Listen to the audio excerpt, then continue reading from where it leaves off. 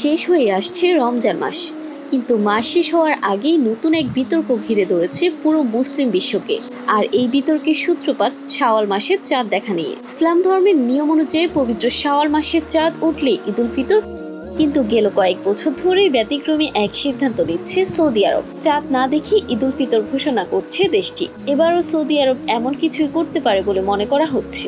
জ্যোতির্বিদরা বলেছেন শনিবার অর্থাৎ 29শে মার্চ বিশ্বের কোথাও থেকে, এমনকি মধ্যপ্রাচ্য থেকেও নতুন চাঁদ দেখা যাবে না। কিন্তু চাঁদ দেখা না গেলেও রোববার ঈদ উল ফিতর ঘোষণা করতে পারে সৌদি আরব। মিডল ইস্ট আই বলেছে কয়েক বছর ধরেই সৌদি আরব চাঁদ দেখার ব্যাপারে ভুল তথ্য দিচ্ছে। বিজ্ঞানী এবং জ্যোতির্বিদরা জানাচ্ছেন যেদিন কোনোভাবেই চাঁদ দেখা সম্ভব নয় সেই দিনই চাঁদ দেখার দাবি করছে সৌদি। এ নিয়ে বিতর্ক তৈরি হলেও সৌদি সরকার কখনো তার জবাব দেয়নি। মুসলিমরা চন্দ্রবর্ষ অনুসরণ করেন।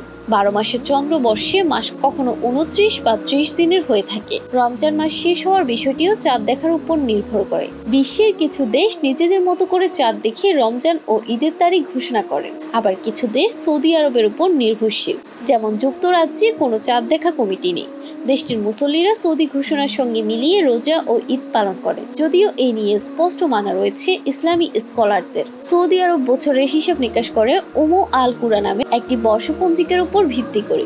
ওই বর্ষপঞ্জিকার হিসেব অনুযায়ী এবছর ঈদ উল ফিতর হবে রোববার 30শে মার্চ। তবে জ্যোতির্বিদদের মতে 29শে মার্চ সৌদিতে শাওয়াল মাসের চাঁদ দেখা কোনোভাবেই সম্ভব নয়। এমনকি টেলিস্কোপের মতো আধুনিক প্রযুক্তি ব্যবহার করেও চাঁদ দেখা যাবে না বলে তারা জানিয়েছেন। এই পরিস্থিতিতে অনেক মুসলিম দেশ সৌদি ঘোষণার উপর ভিত্তি করে ঈদ পালন করবে।